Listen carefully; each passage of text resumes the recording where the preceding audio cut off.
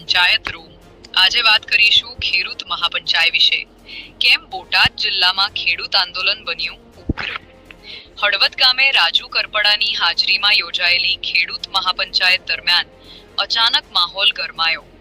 શાંતિપૂર્ણ રીતે ચાલતી સભામાં પોલીસના પ્રવેશ બાદ ગામલોકો અને પોલીસે વચ્ચે ભારે ઘર્ષણ થયું. પરિસ્થિતિ તંગ બનતા પોલીસે છોડ્યા ટીયર ગેસના સેલ અને લોકો એ કર્યો પથ્થરમારો. આ આખા બનાવને લઈને વાત કરીશું હેડલાઇન ન્યૂઝના વરિષ્ઠ પત્રકાર જગદીશ મહેતા સાથે. જી સાહેબ. ભારતીય જનતા પાર્ટીની સરકાર ખેડૂતોની હિમાયતી હોવાનો દાવો કરે છે, પણ વર્તનમાં જે છે એ ફેર જોવા મળે છે. અને ફેર જોવા મળે એનું તાજું ઉદાહરણ બોટાદ છે. બોટાદમાં આજે મહાપંચાયત, ખેડૂતોની મહાપંચાયત યોજવાની હતી. મહાપંચાયતમાં કોઈ ષડયંત્ર નહોતું, એમાં કોઈ વિસ્ફોટક વાત થવાની નહોતી, એમાં કોઈ સરકારને ઉથલાવી નાખવાની ઘટના નહોતી. માત્ર ને માત્ર ખેડૂતો પોતાની સમસ્યા રજૂ કરવાના હતા અને સમસ્યાનું નિરાકરણ શું હોઈ શકે એના વિશે ચર્ચા કરવાના હતા. હવે એને તમારે અટકાવવાની જરૂર નહોતી. મહાપંચાયતમાં આવનારા દરેક લોકોને અત્યારે શું કર્યું સરકારે મહાપંચાયતમાં આવનારા લોકોને અટકાવ્યા, લાઠીચાર્જ કર્યો. પછી લાઠીચાર્જ સામે પથ્થરમારો થયો, તમે સેંકડો વાહનોને ડિટેન કર્યા. તો તમારી આ તો તાનાશાહી થઈ.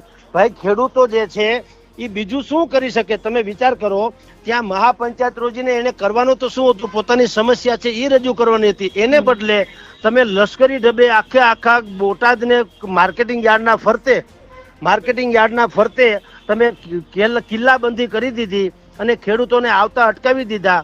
તો એને કારણે પછી ટોળા વિફર્યા. સ્વાભાવિક જ છે. આમથી ઈસુદાન ગઢવી 100 ગાડીના કાફલા સાથે ગાંધીનગરથી આવતા હતા, પ્રવીણ રામ આવતા હતા, રેશમાબેન પટેલ આવતા હતા, કે ભાઈ આપણા રાજુ કરપડા આવતા હોય. તમે બધાને ચારેકો ડિટેન કરી લો. ભલા માણસ શું આદરું છે આ? મને એમ થાય ખેડૂતોનું સંમેલન થાય એમાં ખોટું શું છે? એમાં કોઈ બગાવતનો સૂર નહોતો, એમાં તોડફોડની વાત નહોતી, પોતાની સમસ્યાની વાત કરવાના હતા. એમાં તમે આવું કરો તો ઓબ્વિયસલી તમારે જ સહન કરવાનું આવે.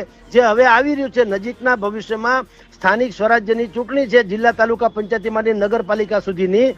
તો એ ચૂંટણી ગ્રામીણ કક્ષાની છે. તમને સૌથી મોટું ભારતીય જનતા પાર્ટીને નડશે આ ખેતીનો પ્રશ્ન નડવાનો. કારણ કે કડદા પ્રથાથી માંડીને માર્કેટિંગ યાર્ડોમાં જે શોષણ થઈ રહ્યું છે એ મુદ્દો હવે ભયંકર હદે જાડો થયો છે. અને એ જાડો મુદ્દોથી તમને એટલે કે ભારતીય જનતા પાર્ટીને બેહદ નુકસાનકારક સાબિત થઈ શકે એમ છે. એટલે મેં અનેકો વિડીયોમાં કીધું કે સરકારે ધાર્યું હોત તો આમાંથી બિલકુલ આનો રસ્તો નીકળ્યો હોત. રસ્તો કેવો નીકળે? ડાયા માણસોને બોલાવીને ભારતીય જનતા પાર્ટીની પોતાની પાસે કિસાન સંઘ છે, એના કૃષિ મંત્રી છે, એની પાસે આખું મિકેનિઝમ છે. મોટા ભાગના ખેડૂતો પટેલ પાટીદાર છે, તો પાટીદારો તો 54 ધારાસભ્યો છે. તો ભલામણ તમને એટલું બુદ્ધિ ન હોય કે ખેડૂતોનું જે કાંઈ પણ મુશ્કેલી છે એ આપણે ટાઢે કોઠે પતાવી દઈએ. તમે આખો મુદ્દો ખરેખર ભારતીય જનતા પાર્ટીનો પોતાનો જે હતો, જે ક્રેડિટ હતી, એ એણે હાથે કરીને આમ આદમી પાર્ટીને આપી દીધો મુદ્દો. આમ આદમી પાર્ટી આ મુદ્દાને ભયંકર હદે ચગાવશે. કારણ કે એને તો નહોતી અપેક્ષા એવો મુદ્દો તમે એને આપી દીધો. અને એ શું કામ છોડે? વિપક્ષ તો કોઈ નબળો તો હોય જ નહીં. તમે નબળો દડો ફેંકો તો કોણ એવો બેટર હોય કે એ શિક્ષ ન ફટકારે? એટલે આમ હાથે કરીને તમે હેરાન કરવાના ધંધા, એટલે આફતને નોતરી છે ભારતીય જનતા પાર્ટીએ. હવે ખબર નહીં આગે હોતા હે ક્યાં. જી બિલકુલ. રાઘવજીભાઈ નું પણ કોઈ સ્ટેટમેન્ટ આવ્યું નથી કે કઈ એક નિવેદન પણ નથી આવ્યું. શું લાગે છે અંદર કઈ રંધાઈ રહ્યું છે? કાંઈ કાંદો કાઢી લેવા જેવો છે નહીં. રાઘવજીભાઈ આવ્યા ત્યાંથી હુડ જ કાઢ્યું છે. રાઘવજીભાઈ ગૃહભાઈ છે, કૃષિ મંત્રી છે, પણ એને તમે વિચાર કરો એ પોતે ખેડૂતે છે ને એને બધી ખબર છે. એનું નિવેદન શું તળું આવે? એનું કઈ ઉપજણ તો છે નહીં. અહીંયા અડધી પડધી સરકાર છે, એની હાલત બોગસ છે, એનું પોતાનું કઈ હાલતું નથી. તો રાઘવજીભાઈ શું આમાં કરે? આમાં મૂળ જે માલિક છે કે મૂળ મંત્રી કોણ છે એ જ ખબર નથી પડતી. આ ભાઈ છે રાઘવજીભાઈ, એને કીધું અમે તમને માંડવીને મગફળી તમને ખરીદવાનું વાત છે ને એમાં ખેડૂતોનો ઉહાપો થયો. હવે એ પાછી ખોળો પાથરીને કેન્દ્રને ફરિયાદ કરે છે, ભાઈ તમે વધુ ખરીદો, હજી અમારે ખેડૂતોની માગણી છે. એટલે તમારામાં કઈ ત્રેવડ નથી તો તમે ખોળા પાથરો. કેન્દ્રમાં સરકાર તમારી છે. આમાં કોઈક બીજી હોય તો હજી ઠીક છે. આવું ઉલ્લુ બનાવીને ટાઈમ પાસિંગ કરે એટલે રાઘવજીભાઈ ફેલ ગયેલા મંત્રી છે, કૃષિ મંત્રી તરીકે ફેલ. આમ તો મોટા ભાગની સરકાર ફેલ ગઈ છે. પણ હર્ષ સંઘવીને થોડી ઘણી વાત કરો યા ભૂપેન્દ્રભાઈને વ્યક્તિગત રીતે વાત કરો કે એને પોતાની ઉપર કોઈ દાગ લાગવા નથી દીધો. એ બે ઘટનાને બાદ કરો તો આ સરકારમાં કાંઈ કાંદો કાઢી લેવા જેવો છે નહીં. અને જે અત્યાર સુધી ભારેલો અગ્નિ હતો એ હવે ભયંકર રીતે ભભૂત છે અને એ સરકારને ફાડી ખાશે જો સરકાર હજી ડેમેજ કંટ્રોલ નહીં કરે તો. જી હવે આ મુદ્દો બિલકુલ સુસુપ્ત હતો. મને ખબર છે અથવા તો આપને ખબર છે એવું નથી, મીડિયાને તો ખબર હતી જ તે હતી, પણ આપણા કરતા વધુ ખબર તો શાસકોને છે. એ કઈ અજાણ નથી. મોટા ભાગના યાર્ડ જે છે એ ભારતીય જનતા પાર્ટીના પ્રભુત્વ વાળા છે. તો મને ને તમને ખબર છે એના કરતા 10 ગણી ખબર એને છે. પણ એ બધાને શું હતું કે આ ભારેલો અગ્નિ એમને રહેવા દો, આમ હવા આમ મારી અને ભડકો ન કરવા દેવો, તમ તારે ચરી ખાઓ. એટલે જે ચેરમેનો હતા માર્કેટિંગ યાર્ડના, રાધર હજી જે છે ઈ અને ડિરેક્ટરોના બધા માલ મલીદા ખાય. જે 50-60 વીઘાનો ખેતરનો માલિક, તમે વિચાર કરો, માર્કેટિંગ યાર્ડના દરવાજે ભિખારીની જેમ બેસવું પડે, આતા બાપા કરવું પડે, અને યાર્ડમાં દુકાન ધરાવનારો જે 10 બાય 10 ની ખોલી જેવી એક દુકાન હોય, કોઈ પણ XYZ નામનું ટ્રેડિંગ કંપની કરીને બોર્ડ મારીને બેહી ગયા હોય. હવે તમારી જાણ કરતા આખી દુકાનમાં 3 ટેબલ ને 5 ખુરશીથી વધારે કઈ હોતું નથી.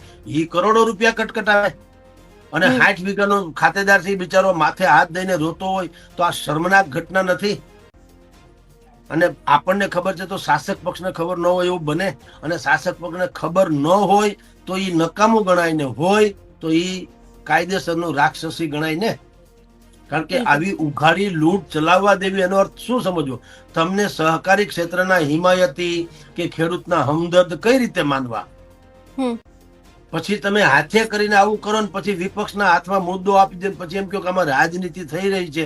તો થાય જ તો રાજનીતિ, અને થવી જોઈએ. હું તો એમ કહું, આ ચિંગારી જે બોટાદ માર્કેટિંગ યાર્ડમાં અત્યારે પ્રજ્વલિત થઈ છે, હું તો ઈ ભડકે બળવું જોઈએ. તમામ માર્કેટિંગ યાર્ડોમાં આ દાવા ન લાગવો જોઈએ આવો ખેડૂતોનો.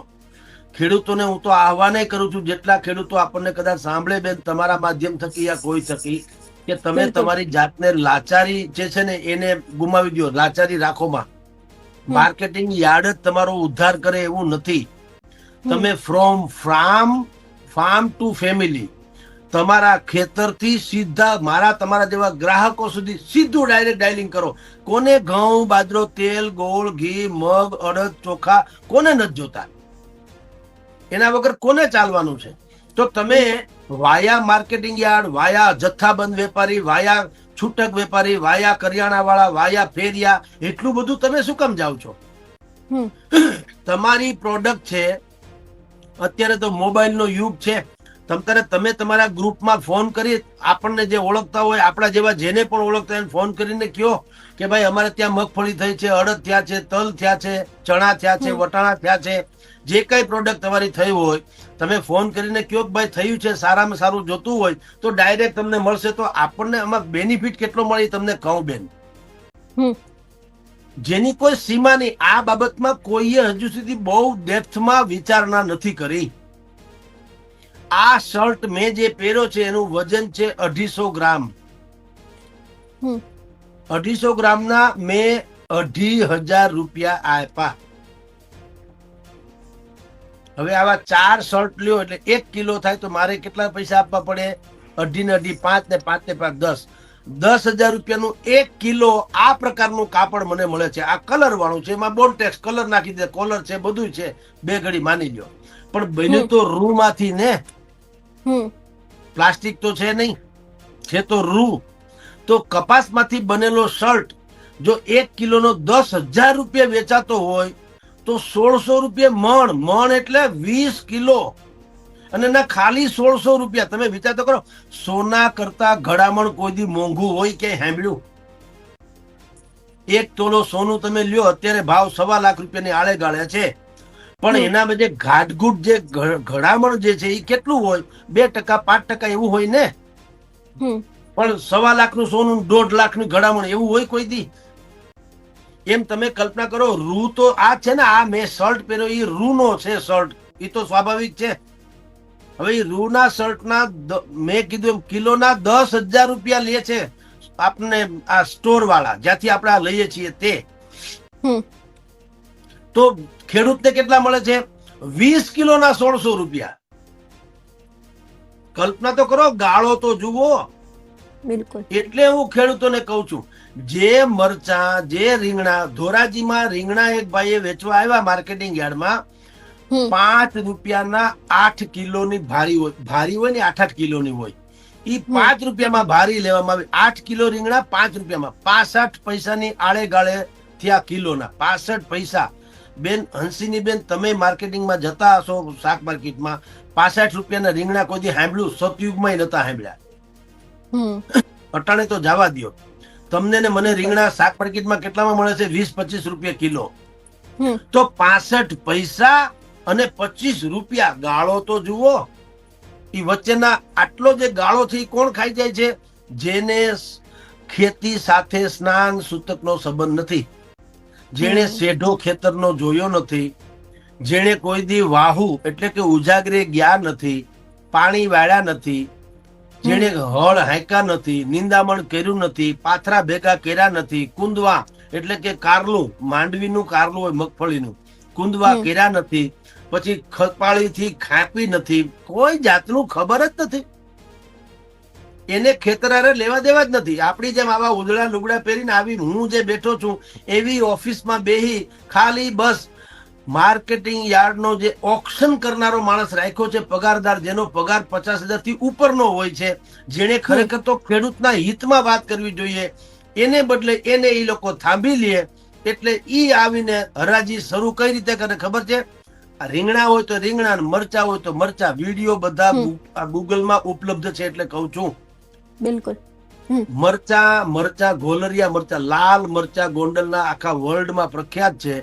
ઈ મરચાનો ભાવની બોલી કેમ શરૂ થઈ ખબર છે? ચાલો ભાઈ, 1 રૂપિયા કિલો મરચા, 1 રૂપિયા કિલો મરચા, બોલો ભાઈ, બોલી બોલો. 1 રૂપિયા કિલો મરચા સાંભળ્યું ક્યાંય દુનિયામાં? આ માર્કેટિંગ યાર્ડો. હવે આને હું જો કંસનો દરબાર કહું અથવા કતલખાના કહું તો ખોટું શું? આ તો કતલખાનાથી પણ વિશેષ થયું. 1 રૂપિયા તમને પડાવતા શરમે ન આવી, પાપે ન લાગ્યું. ખરેખર તો પાપ લાગવું જોઈએ. 1 રૂપિયા મરચા સાંભળ્યા ક્યાંય? બજારમાં તમે જાઓ છો ખરીદી કરવા, કેટલા રૂપિયા મળે છે? 30 રૂપિયા. તો 1 રૂપિયા તમે ખેડૂત પાસેથી પડાવી લ્યો છો અને તમને ને મને 30 રૂપિયા મળે. 29 રૂપિયા કોણ ખાઈ જાય છે? હરામ ખાયાઓ.